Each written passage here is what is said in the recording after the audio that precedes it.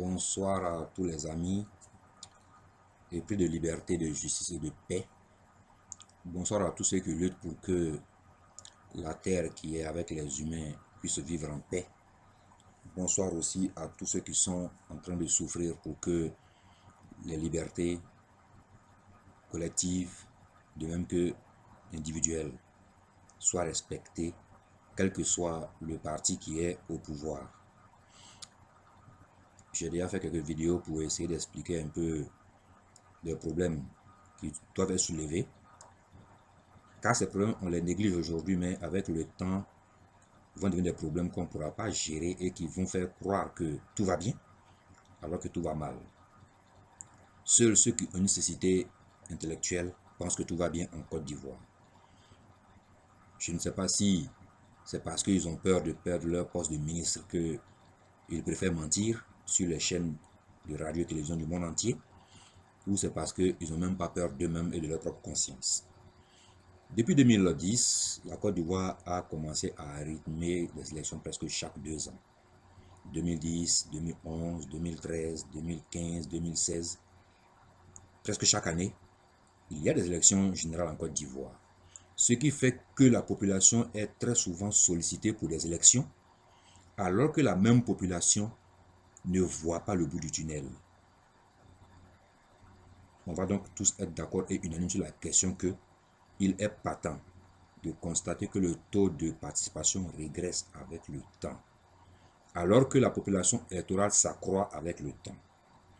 De 5 800 000 électeurs en 2010, on a plus de 6 300 000 électeurs en 2016. Mais le taux était de 80% en 2010. On se trouve maintenant avec un taux d'à peine 40% en 2016. Que s'est-il passé en 16 ans pour que l'euphorie qui a été suscitée par les élections 2010 s'estompe aussi rapidement? C'est un des signes que la démocratie n'existe pas en Côte d'Ivoire. Quand le peuple boycotte des élections, parce qu'il trouve que le dimanche, aller prendre le temps de faire un rang est une perte de temps. Ça veut dire que la politique gouvernementale n'est pas visible, n'est pas lisible et n'existe même pas en tant que telle. En fait, le peuple ne sait pas où on l'envoie. Donc, il préfère rester chez lui que d'aller cautionner des postes de personnes dont ils n'ont aucune information de la direction dans laquelle on les amène. Cela est dû au degré très bas du niveau intellectuel de nos politiciens, à commencer même par la tête pensante du pays jusqu'au dernier des politiciens. Ce n'est pas une injure, mais c'est une prise de conscience pour que le même président lui-même se réveille et se dise qu'est-ce qui ne va pas pour que j'ai obtenu en 2010 plus de 2,6 millions d'Ivoiriens qui ont voté pour moi et je me retrouve en 2015 à peine 100 000 personnes de plus que ceux qui ont voté en 2010. Que s'est-il passé? Alors que la population électorale a grimpé de plus de 500 000 personnes. Où sont passés les électeurs pour qu'ils ne viennent plus participer au vote? Quel est le problème? Monsieur le Président, c'est simple comme problème. Si vous aviez tenu une seule de vos promesses électorales, je vous le dis en toute sincérité, vous aurez fait des taux de participation de 100%. Mais malheureusement, aucune promesse n'a été tenue depuis 5 ans. Vous avez promis la justice à ceux qui ont été victimes pendant la guerre. Pour le moment, l'appareil judiciaire n'est pas autonome, n'est pas indépendante, ne peut pas travailler de manière libre et impartiale. Vous nommez toujours les juges qui, de manière inconsciente ou consciente, n'ont pas d'autre choix que de faire votre volonté. Finalement, il y aura une justice qui est liée à votre volonté et non à la volonté de la justice normale. J'ai vu il n'y a pas longtemps des gens aller faire des dons à des populations à Dania dans la société Vavois, sans qu'on nous dise pourquoi ils ont été victimes. C'est après un jugement qu'on détermine qui a été victime de la guerre et bien sûr donc qui a été le coupable pour qu'il y ait des victimes. La seule façon d'indemniser les victimes de Dania est de punir leurs bourreaux. Tant que vous n'allez pas mettre en place une justice libre et indépendante, je vous le dis, en 2020, à peine 30% des voix auront aux élections présidentielles. Surtout quand je vois les deux qui se bagarrent pour être président, c'est-à-dire Soro Guillaume et Mme Bakayoko. Quand je vois les personnes qui se battent pour diriger la Côte d'Ivoire de 2020, je me demande si les jeunes par anticipation n'ont pas commencé à comprendre que le pays va dans un cataclysme et ont commencé donc à prendre la mer, la Méditerranée pour aller en Europe, pour échapper à des incapables qui vont venir couler le pays. Soro Guillaume ne sait que où on vend les armes. Il ne sait pas où on fabrique le développement. Mais il sait où on fabrique les armes. Il n'a pas encore 40 ans et il est déjà en train de devenir pique au fouet. Je vais revenir sur le sujet le plus important. Chaque président en 2010, chaque candidat en 2010 a proposé un programme aux populations. Programme sur la base duquel a été fait le vote de 2010. Malheureusement, le président actuel n'a jamais établi un bilan officiel de son mandat pour savoir ce qu'il a réalisé, ce qu'il n'a pas réalisé et ce qu'il faut faire pour le réaliser. On nous envoie des chiffres à la Banque mondiale qui font croire que la Côte d'Ivoire a une santé économique de fer. La réalité du terrain est autre chose. C'est quoi la réalité du terrain? Les ministres qui sont chargés de la sécurité et la défense des biens des personnes en Côte d'Ivoire ont failli à leur mission. Mais ils sont à leur poste. Chaque jour, les gens sont agressés. Et les plus agressifs parmi ceux qui agressent, ce sont les coupeurs de route et les microbes. Avant 2010 ou 2011, il n'y avait pas de microbes en Côte d'Ivoire en tant que tel. De ce que j'essaie de dire, soit les microbes, ça a commencé par les syndicats de gare et après qui s'est étalé. Aujourd'hui, la police et la gendarmerie sont impuissantes devant ce phénomène. Parce que les directives doivent venir du ministre pour qu'ils puissent monter ensemble une stratégie de lutte contre les microbes est inexistante. La seule chose que sait faire les ministres, que ça fait les ministres, c'est de venir vous mentir au conseil des ministres. Vous faire croire que tout va bien, alors que tout va mal. Aujourd'hui, en Côte d'Ivoire, il est déplorable de montrer que la plupart des corps habillés se font tuer pendant qu'ils sont en mission. C'est normal. Les raisons, on les connaît. Quand on a fait entrer une rébellion armée sur un territoire et que les combats ont lieu, ceux qui achètent les armes le savent très bien. La plupart des armes sont récupérées par des personnes civiles qui vont s'en servir après contre d'autres personnes civiles. Je vais dire que le grand banditisme qui est aujourd'hui en Côte d'Ivoire n'est que la résultante de la guerre qui a été menée par le rassemblement des rebelles. L'entrée massive des armes personnelles, comme les pistolets, les kalachnikovs, particulièrement les armes de guerre aussi, n'est due au fait qu'il y a une rébellion. Les conséquences d'une rébellion sont ça aussi. Il fallait s'y préparer en fait. Ignorer que donc après la guerre, on allait avoir affaire à des gens qui ont ramassé les armes partout dans les rues, a été candide de votre part, Monsieur le Président. Aujourd'hui, ces mêmes personnes qui ont ramassé les armes dans les rues après les combats qui ont eu lieu, les utilisent contre les policiers et les gendarmes. Des gens qui ont combattu pour vous sont aujourd'hui les cibles privilégiées de ce que vous avez fait entrer comme armes qui ont été récoltées sur le terrain. Parce que vous ne pouvez pas dire aux civils ivoiriens combien d'armes ont été distribuées aux rebelles quand ils rentraient le 19 septembre 2002. Par conséquent, vous ne pouvez pas savoir le nombre d'armes qui se retrouvent dans les mains des gens après les combats. Le second sujet sur lequel je vais parler, c'est comment fonctionne un gouvernement en Côte d'Ivoire. C'est pathétique. Quand je vois comment le président gère son gouvernement, j'ai parfois les larmes aux yeux de savoir que quelqu'un d'aussi haut en intelligence supposée est capable donc de se remettre à un niveau où même je ne crois pas qu'il pourrait être.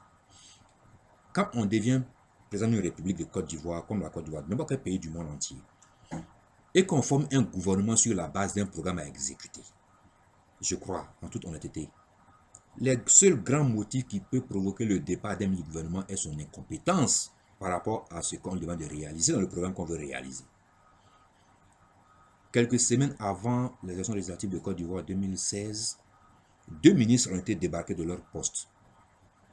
On n'a eu aucune raison officielle du gouvernement, mais on a tous écouté la raison officielle d'un des deux qui a été débarqué, qui a dit, la vidéo est sur YouTube, elle est publique, c'est pas privé, qu'il a été débarqué parce qu'ils n'ont pas voulu aller en rang uni avec le RHDP.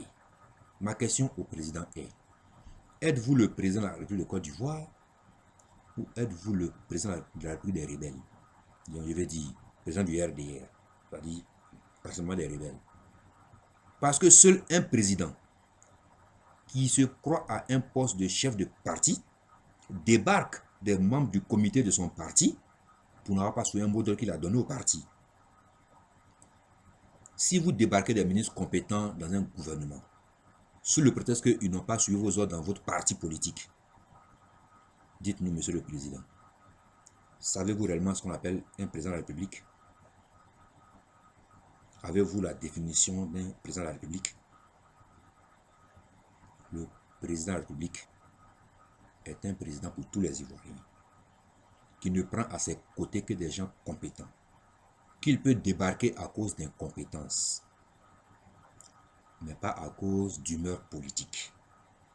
Les cuisines internes entre le RHDP doivent se gérer au siège du RHDP, pas au siège du gouvernement, parce que vous n'êtes pas propriétaire du gouvernement. La Côte d'Ivoire est une république unie et indivisible. Et dans la Constitution ivoirienne, on vous dit que vous avez même écrit de vos propres mains, que vous avez remis à des juristes pour vous la ramener dans des conditions qu'on sait et que vous avez proposé à voter. Vous dites en début, en préambule, que nulle personne ne doit s'attribuer une partie du pouvoir sur la base ethnique, politique, religieuse, raciale. Si vous avez bien compris le texte que vous avez écrit de vos mains vous-même, ça veut dire que vous ne devez pas gérer le pays avec des humeurs de partis politiques ou de présidents de partis politiques. Mais débarquer 2 ministres de la République, pas pour incompétence, mais parce qu'ils ont refusé d'obéir à un mot d'un parti politique de laquelle vous êtes président de la République, de ce parti de rebelles, montre simplement que vous n'avez même pas encore compris le rôle d'un président de la République. Raison pour laquelle votre mandat est un échec sur tous les plans. Ce n'est pas pour faire long, sinon il y a de décortiquer chacun des domaines dans lesquels l'échec est patent. Je prends seulement que 2 domaines précis. Vous êtes économiste de formation, c'est très bien. Moi, j'ai jamais fait d'économie à l'école. Je ne sais pas ce qu'on appelle l'économie et la finance. Je ne peux pas distinguer les deux. Mais il y a une chose qui est là et qui est certaine. L'économie de bureau dans les banques n'a rien à voir avec l'économie qui est dans la réalité, dans la rue. Si l'économie ivoirienne était au beau fixe, on aurait constaté une réduction des commerçants de ruelles et on aurait constaté un accroissement en effectif dans les industries de Côte d'Ivoire. Malheureusement, ce n'est pas le cas. De plus en plus d'Ivoiriens commencent à retourner vendre au bord des ruelles parce qu'ils n'ont pas d'accès à des boulots décents. Et la plupart d'entre eux ont des diplômes universitaires, des diplômes d'école technique. Ça, c'est un échec. Des chiffres ont été remis à la Banque mondiale. Je les ai décortiqués. Mais ces chiffres sont archi faux. Le ministre qui a concocté ces chiffres dans la Banque mondiale en 2014 a menti à la population ivoirienne. On nous fait ressortir que l'épargne des Ivoiriens est très élevée, alors que les revenus des Ivoiriens a diminué. Je vais dire, le salaire des Ivoiriens n'a pas augmenté de manière substantielle et conséquente, mais le pouvoir d'achat, la capacité d'acheter quelque chose sur le marché est devenue pratiquement nulle. C'est-à-dire qu'un Ivoirien ne peut pas aller au marché avec 5 000 et être capable d'avoir de quoi manger à midi et le soir pour une famille de 4 personnes. C'est déjà un échec dans l'économie parce qu'on n'avait pas été capable de créer de la richesse. L'épargne est inexistante en Côte d'Ivoire. La plupart des Ivoiriens ont des comptes d'épargne dans lesquels il y a 0 franc. Ça, c'est le premier point. Le second point, c'est le monde agricole, qui est le monde qui est le plus performant en matière de recettes économiques dans Côte d'Ivoire. Qu'on le veuille ou non, les recettes de la Côte d'Ivoire viennent de la vente des produits agricoles. Je suis planteur, fils de planteur, propriétaire de café cacao. En 2004-2005, de 2002 à 2005, le cacao se vendait à près de 800 francs le kilo dans la zone de Daloa. Le café, près de 400 et quelques. Souvent, ça grimpait, ça baissait, mais c'est la moyenne. Vous êtes au pouvoir, là. Vous avez promis aux Ivoiriens de vous occuper de l'agriculture modernisée. Le cacao et le café, on connaît tous le prix aujourd'hui. Je ne sais pas ce que vous appelez par moderniser l'agriculture. Comment pouvez-vous donner à des paysans des machines agricoles alors que vous n'avez même pas encore prévu les pièces de réchange pour ces machines agricoles et leur financement? La seule façon de financer de manière industrielle l'agriculture ivoirienne, c'est d'abord de payer le cacao des paysans à un prix normal, d'ouvrir une banque agricole dans laquelle ils vont déposer leurs fonds. À partir de ce moment, le gouvernement peut obtenir des prêts dans des banques locales pour financer, par achat groupé par le groupement à vocation culturelle GVC, des machines agricoles. Parce qu'en Côte d'Ivoire, je ne connais aucun planteur qui a les moyens d'acheter un tracteur et d'y travailler. Même si le seul un tracteur par un don d'un parent qui est à l'extérieur ou même par une ONG, il n'a même pas un rond, les moyens financiers pour réparer le tracteur si jamais ça tombe en panne. Donc, moderniser l'agriculture sans donner aux paysans des revenus conséquents et des outils qui leur permettent de travailler l'agriculture modernisée et mécanisée, j'appelle cela la démagogie électorale. Je ne vais pas prendre le troisième point qui me fait plus mal, qui est l'éducation, car ce sujet sera traité dans un chapitre tout complet. Parce que l'échec de l'éducation en Côte d'Ivoire, dans ce qu'on a aujourd'hui, des Ivoiriens qui sont incultes, des Ivoiriens qui sont illettrés, qui sont ignares, qui croient en tout ce qu'on leur dit. Même quand on dit que la maman fait 5 mètres de longueur, de taille, ils vont croire. Parce que l'école de Côte d'Ivoire que vous avez commencé à mettre en place depuis 2011, j'ai remarqué, on enlève dans la tête des gens le savoir de peur qu'ils viennent revendiquer demain. Donc on rend abrutis nos enfants exprès pour ne pas qu'ils aient l'esprit de se révolter contre les abus du pouvoir qui vont avoir bientôt lieu en 2020, quand je vois les deux qui sont prêts à se bagarrer pour être président après vous, Soro Guillaume et Ahmed Bakayoko. Des gens qui ne savent qu'une seule chose, entrer dans un magasin où on ne vend que des armes. À part ça, ils ne savent rien d'autre. Que Dieu ait pitié de la Côte d'Ivoire, qu'il nous protège de ceux qui veulent s'aimer la zizanie, et que le président enfin relise la constitution qu'il vient de faire voter et qu'il s'y conforme, comme il a lui-même juré quand il a été fait président. On ne va pas polémiquer sur ce qui s'est passé en 2010, ça c'est le passé. On va avancer. C'est vous qui êtes à la barre aujourd'hui. C'est à vous de nous démontrer que vous méritiez d'être élu en 2010. Mais pour ce que je vois après 5 ans de mandat, sans coup d'État tenté, sans occupation d'une partie du pays, vous n'avez pas été capable de fournir aux Ivoiriens ce qu'ils ont reçu en 5 ans avec un pays coupé en moitié. Les gens du Nord ne payaient pas les factures d'électricité et d'eau. Et quand il y avait une panne dans un village du Nord, la CIE se dépêchait pour aller réparer la panne. J'en ai été témoin. Dès que vous arrivez au pouvoir, vous avez modifié le cours de la vente du kilowattheure aux Ivoiriens en l'augmentant. Et de deux, vous avez proposé à la CIE, votre partenaire officiel, d'envoyer à chacun 2 factures d'électricité. Ça a créé des remous qui vous ont obligé à réagir. Pas à annuler les factures, mais à trouver un moyen pour récupérer l'argent qui a été consommé au Nord, que vous avez occupé vous-même avec vos hommes, en disant de ne pas payer les factures, et maintenant vous les faites payer les factures d'électricité. C'est pour ne pas qu'ils revendiquent ce genre de choses qu'on les abrutit avec un ministre qui ne sait même pas s'exprimer en français. Merci.